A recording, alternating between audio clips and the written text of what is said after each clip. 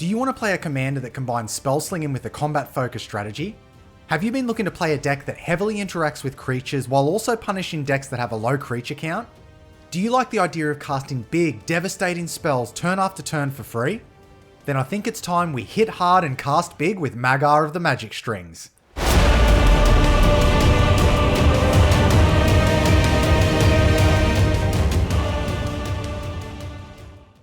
Let's start by looking at our commander and seeing what he offers. Magar of the Magic Strings is a 3-mana 3/3 that says you can pay a colourless, a black and a red, and you note the name of target instant or sorcery card in your graveyard and put it onto the battlefield face down. It's a 3/3 creature with, whenever this creature deals combat damage to a player, you may create a copy of the card with the noted name. You may cast the copy without paying its mana cost, and if this creature would leave the battlefield, exile it instead of putting it anywhere else. So Magar essentially acts as a reanimation tool, but instead of reanimating creatures, he allows us to reanimate instants and sorceries instead. He also allows us to cast these spells for free, provided we deal combat damage with them. So there are a few key things we need if we want to make Magar both powerful and fun to play. Firstly, we want to include big, devastating spells so that we can make the most of every activation and combat damage trigger. Secondly, because many of these spells are going to have a high mana value and we can get our commander down early, we're going to want ways to be able to put those cards into our graveyard as early as possible. Thirdly, we'll want to include cards that are going to stop our creatures from being blocked, as they don't come with any inbuilt evasion. And lastly, because casting these spells does happen on combat damage, including ways to give our creatures double strike is not only going to make them harder to block, but it's going to allow us to cast our spells twice. With the right reanimated spell, this is going to be absolutely devastating for our opponents. So now we know what our overall game plan is, let's look at the cards that are going to win us the game, or at least set us up in a strong position to be able to do so. First up is Army of the Damned, an 8-mana sorcery that creates 13 tapped 2/2 black zombie creature tokens. Not game ending on their own, but even connecting once means that next turn, you'll already have a sizable army to send towards whichever opponent is threatening you most. But if we can connect a second or third time, well, the game will be ending shortly after. Curse of the Cabal is a 10-mana sorcery that forces a target player to sacrifice half the permanents they control, rounded down. Just hitting with this once will really hit one opponent hard, and if this thing stays out, it will basically prevent your opponents from running away with the game. Din of the Fireherd is an 8-mana sorcery that says, create a 5/5 black and red elemental creature token. Target opponent sacrifices a creature for each black creature you control, then sacrifices a land for each red creature you control. So this card serves two purposes. Firstly, it creates decent sized attackers and blockers we can use against our opponents, and secondly, it acts to severely limit our opponent's resources by making them sack their creatures and lands. What's even better is that it fuels its own ability and power, because every time we hit, we are creating more and more creatures to force our opponents to sack more things. This card is something your opponents can't afford to let live for long, because few decks can function without creatures and lands.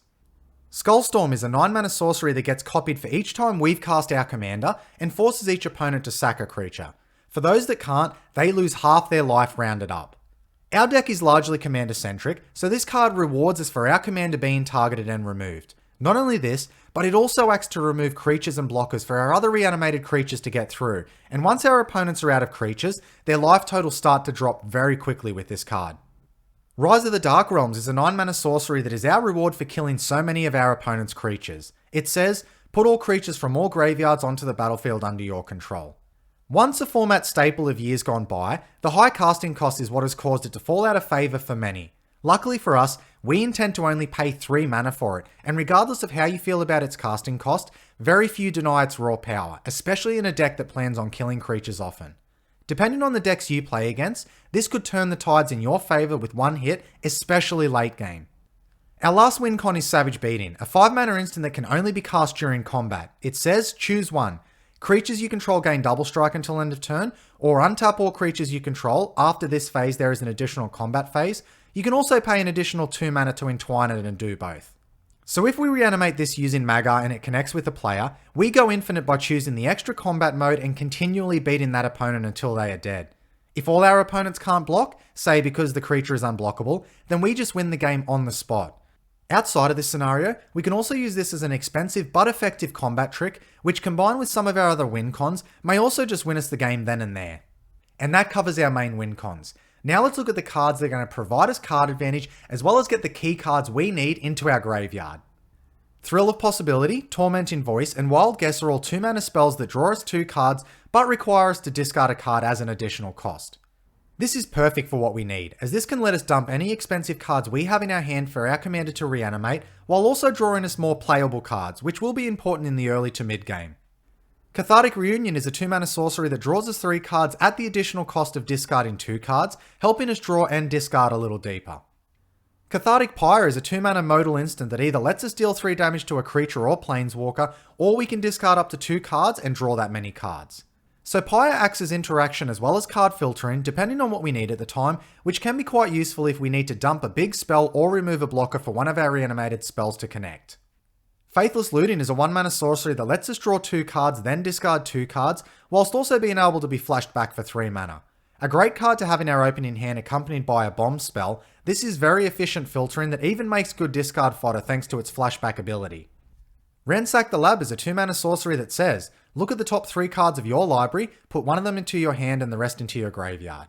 So we have another card that acts to filter our draws and fill our graveyard, this time doing so from our library instead of our hand. Azra Oddsmaker is a 3-mana creature that says, at the beginning of combat on your turn, you may discard a card. If you do, choose a creature. Whenever that creature deals combat damage to a player this turn, you draw 2 cards. A repeatable source of filtering and card advantage for a relatively low cost, it also has additional synergy with any double strike granted to the targeted creature, making this an easy include for the deck. Seize the Spoils is a 3-mana sorcery that draws us 2 cards at the additional cost of discarding a card, except it also generates us a treasure token. So this serves the role of card advantage and filling our yard, while also helping us accelerate our mana, especially when cast on turn 3 to 4. Big Score, Pirate's Pillage, and Unexpected Windfall are all spells that are similar to Seize the Spoils, except they cost 1 more and provide an extra treasure token. These spells are even better to curve into on turn 3 to 4, but not only that, they also make good targets for Magar to reanimate if our other big spells are unavailable.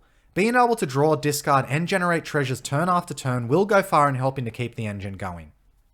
Finally, Siphon Mine is a 4-mana sorcery that makes each opponent discard a card and we get to draw based on the number of cards discarded. So this acts as card advantage and interaction which, if we can reanimate and connect each turn, should really start to take a toll on our opponents.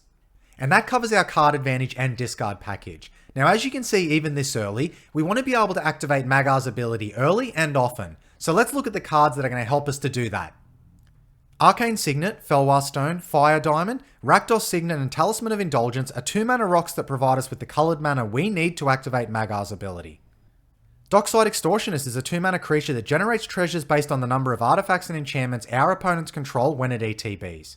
Cast early or late, this will help us quickly get our reanimated spells on board and attacking as soon as possible. Dark Ritual is a 1-mana instant that adds 3 black mana to our mana pool. This spell can help us quickly accelerate into our commander, other ramp cards, or just key spells we want to resolve earlier. We can also reanimate this itself if we don't have better options and use the mana to dump into Magar's ability in later turns. Professional Facebreaker is a 3-mana creature that generates us a treasure for each opponent who was dealt combat damage by one of our creatures. In addition, it also acts as card advantage by letting us sack treasures to exile the top card of our library and play it until end of turn. Because the combat step and connecting with creatures is an important part of our game plan, Facebreaker synergizes with that plan and keeps the mana flowing for Magar's ability. Also keep in mind that when we grant any of our creatures double strike, this will trigger Facebreaker an additional time, giving us even more value from it. Grim Highland is a 4-mana creature that generates us 2 treasures instead of 1 when we deal combat damage to an opponent. When we are able to connect with at least 2 opponents, this starts to generate a respectable amount of mana, and like Facebreaker, if we also have double strike available, the mana advantage we can accumulate starts to seriously add up. Jeska's Will is a 3-mana sorcery that says, choose one, if you control a commander as you cast this spell, you may choose both. Add 1 red mana for each card in target opponent's hand, or exile the top 3 cards of your library, you may play them this turn. On its own, Jeska's Will can do a lot, providing card and mana advantage if we have our commander out, something we will really struggle with being a commander-centric deck and having our commander cost 3 mana. But if we are able to reanimate this, then we can potentially get a Jeska's Will turn after turn. Although we won't be able to use the mana to cast sorcery spells because we will be casting this during combat, if we don't have instants in hand we want to cast, we can just dump it into Magar's ability instead. Ragavan Nimble Pilferer is a 1-mana creature that says, whenever Ragavan Nimble Pilferer deals combat damage to a player, create a treasure token and exile the top card of that player's library. Until end of turn, you may cast that card. We can also dash him in for 2 mana. A great turn 1 play for almost any deck, we can get even more value from Ragavan in ours because of the evasive equipment and double strike providers we run. Having a Ragavan hit twice in one combat will feel really good for you, but not so much for your opponents. Rousing Refrain is a 5-mana sorcery that generates this red mana for each card in target opponent's hand, then gains Suspend 3 so it can be cast again.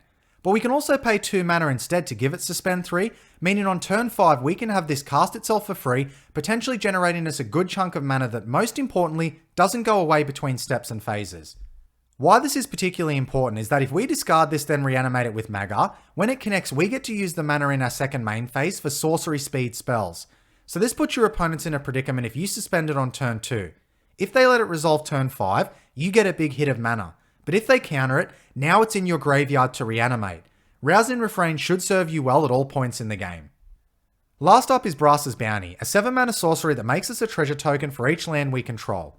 One of the best mana generating targets in the deck, this can easily help us cast spells and fuel Magar's ability in the mid to late game, especially when it comes to having mana available for instant speed interaction. And that covers our mana acceleration cards. Now speaking of interaction, we're going to need ways to slow our opponents down as well as clear the way for our creatures to connect. So let's look at the cards that are going to help us do that. Our first card is Baleful Mastery, a 4-mana instant that can exile a target creature or planeswalker, but also gives us the choice of casting it for 2 mana if we allow an opponent to draw a card. While both options aren't completely optimal compared to other choices available to us, this does make a great reanimation target. Being able to exile a creature or planeswalker turn after turn is quite powerful, and you will sometimes find opponents will politic with you by letting you connect if you remove a mutual problem. Bone Shards is a 1-mana sorcery that destroys a creature or planeswalker if we discard a card or sack a creature as an additional cost. So Bone Shards acts as removal as well as a way to pitch key cards we need in the graveyard, a welcome effect to have in the deck. Chaos Warp is a 3-mana instant that serves as generic removal for permanents we can have problems removing, for example, enchantments and indestructible permanents. Deadly Rollick is a 4-mana instant that exiles a creature, but we can cast for free if we control a commander. Whether this card is in our hand or reanimated, it is a strong effect to have access to, especially against commander-centric decks. Deflecting Swat is a 3-mana instant that changes the targets of a target spell or ability, meaning we can use this defensively or offensively depending on the situation. And like Deadly Rollick, we can also cast this for free if we control a commander. Fire Covenant is a 3-mana instant that can deal X damage to any number of targets, where X is the amount of life we pay.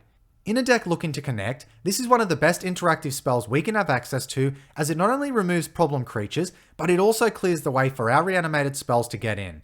Although casting this turn after turn may become prohibitive fairly quickly, hopefully by the time our creatures have connected a couple of times, our opponents will be too far behind for this to matter. Fork is a 2-mana instant that lets us copy any spell except the copy becomes red. So this card serves a few roles. Firstly, it can act as interaction, copying say a counter spell on the stack in response to someone trying to counter our spell. Secondly, it can let us copy a high value spell. Being able to copy something like a Torment of Hailfire or Reshape the Earth could be game changing. And lastly, because we plan to cast some game changing spells ourselves, having a second copy of it may actually spell game over for our opponents. In Garruk's Wake is a 9-mana sorcery that destroys all creatures and planeswalkers we don't control.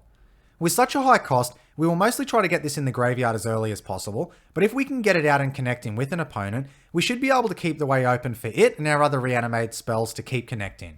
Remember, if we resolve this just once, there is a good likelihood at least one opponent won't be able to cast a creature the turn after resolving in Garruk's Wake, so your opponents will be between a rock and a hard place deciding if they should cast their creatures or not. Make an Example is a 4-mana sorcery that says, each opponent separates the creatures they control into 2 piles. For each opponent, you choose one of their piles. Each opponent sacrifices the creatures in their chosen pile. This is removal that not only gets rid of key creatures, but also makes blocking our reanimated creatures a much harder prospect, especially considering this hits all opponents and one may be playing a low creature count deck. Overwhelming Forces is an 8-mana sorcery that destroys all creatures a target opponent controls and draws us a card for each one that died. While not as devastating as in Garruk's Wake, the potential card advantage this can provide can be quite substantial, especially against a creature-heavy deck. It will also help to keep any creature decks in line that rely on the combat step to defeat its opponents.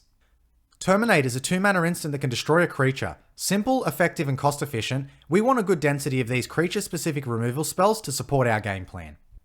Tybalt's Trickery is a 2-mana instant that allows us to counter a spell and replace it with a hopefully less threatening one, serving to protect our key spells as well as shut down our opponents. But don't forget, because Tybalt's Trickery does mill a player, if you are desperate to fill your graveyard or hit a relevant spell, you can cast this in response to one of your own spells and hope to hit a big spell of your own. Vonus Hunger is a 3-mana instant that says, each opponent sacrifices a creature. If you have the city's blessing, instead each opponent sacrifices half the creatures they control, rounded up. So in the early to mid game, this can help clear the board of creatures and blockers, while in the late game this acts as a mini board wipe similar to Make an Example. Vonus Hunger also makes a good reanimation target, ensuring our opponents never get too far out of hand with their creature board state.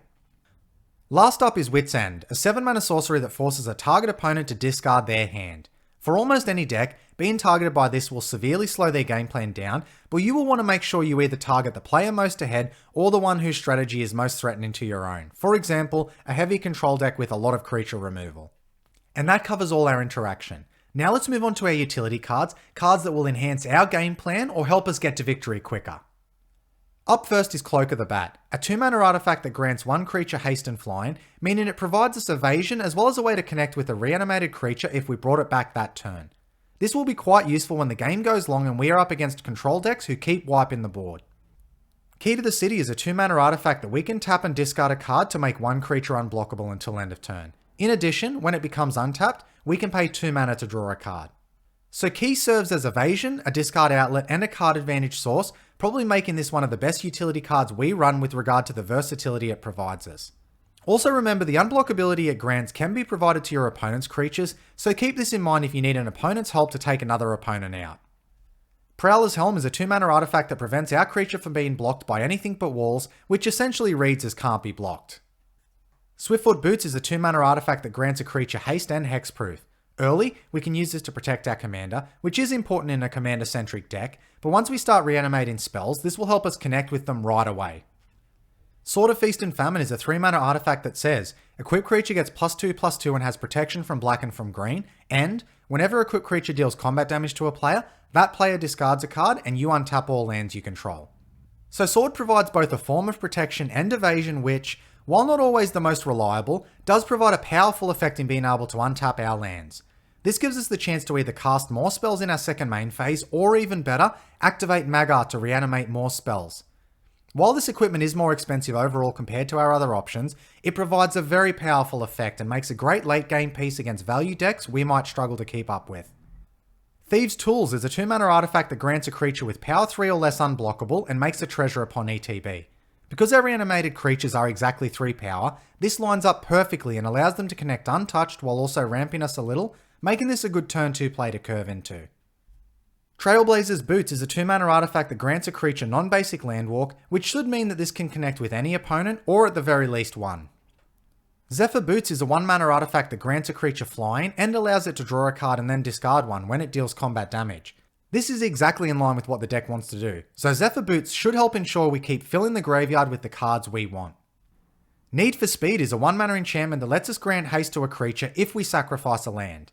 While this cost does appear high, remember that the spells we plan on reanimating can have a devastating effect and sometimes will only have a short window to connect before our opponents untap and have an answer for us. The fact this is also only 1 mana makes it great in the opening hand as well as to curve into. Twinferno is a 2-mana modal instant that says, choose one. When you cast your next instant or sorcery spell this turn, copy that spell. You may choose new targets for the copy. And target creature you control gains double strike until end of turn. This card is exactly what we want for this deck. The first mode gives us a cheap way to copy any of our big spells, and the second allows us to do the same if this spell is a reanimated creature.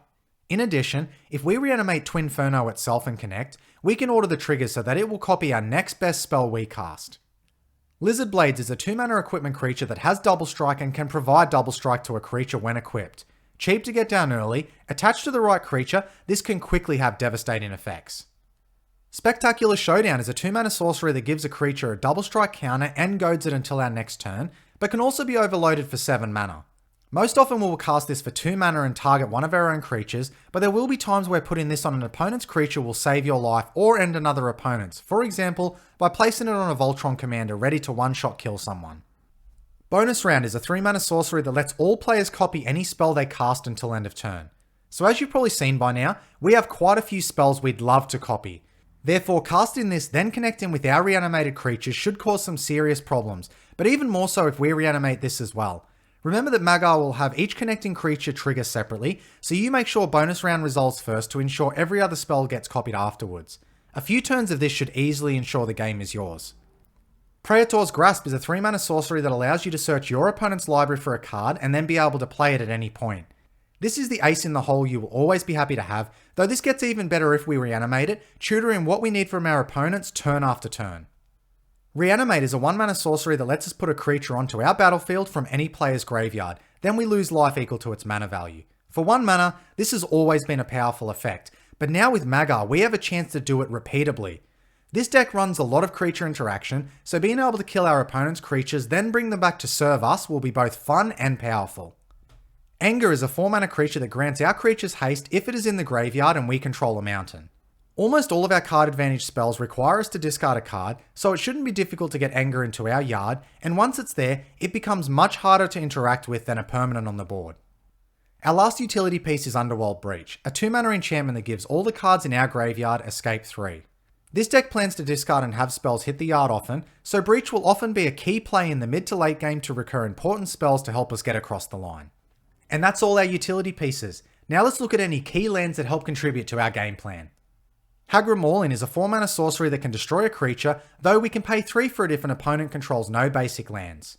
While this is inefficient removal when cast from hand, there will be many times we will actually prefer to discard and reanimate it for unconditional creature removal on board. In other cases, like having it in our opening hand, we just play it as a tapped land on turn 1. Handweir Battlements is a colourless land that we can pay a red into and tap to give a creature haste until end of turn. This is a great ability to have on a land when the spells we reanimate will sometimes not survive a turn cycle. It also makes a great surprise play if we can hold it in our hand and our opponents assume we can't connect with a reanimated creature on the same turn. Shadowskull Smash-In is an MDFC we can pay 3 life into to have it come into play untapped. But we can also pay 2 red and X to deal X damage divided as we choose among up to 2 target creatures and or planeswalkers. If X is 6 or more, Shadowskull Smash-In deals twice X damage divided as we choose among them instead. So this will largely serve as extra removal to take out a key creature or even more often to take out blockers for our creatures to connect.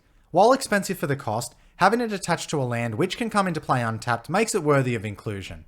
And that covers our important lands. Now let's examine any spicy synergies or powerful plays the deck is capable of that are going to have you coming back to play it time and again. So you've seen all the cards in the deck now, and you can see how powerful some of these are on their own, let alone when you reanimate them to connect with turn after turn. One that only requires you to connect once with, however, is a reanimated Rise of the Dark Realms with any mass creature removal spell, such as in Garruk's Wake, Fire Covenant, or Make an Example. Being able to kill a large amount of our opponent's creatures and then reanimating them to service has to be one of the best feelings you can get with the deck, and because our opponent's decks will vary each game, what you reanimate should make each game interesting and exciting. I haven't personally achieved it yet when playtesting the deck so far, but I very much look forward to doing so.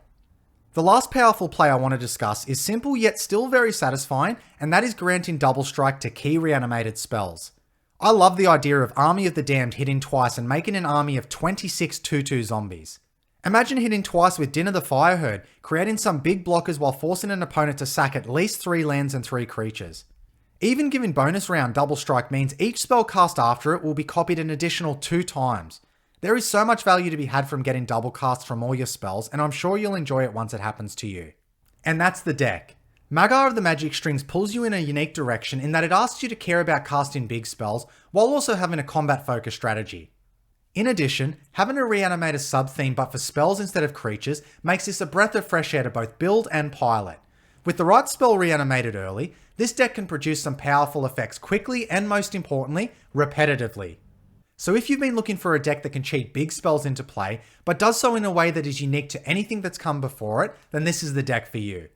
Well, that's it for today's video. I hope you enjoyed this insight into this spellslinging reanimator commander, and if you do decide to build it yourself, then make sure to let me know how it goes. But until then, take care guys.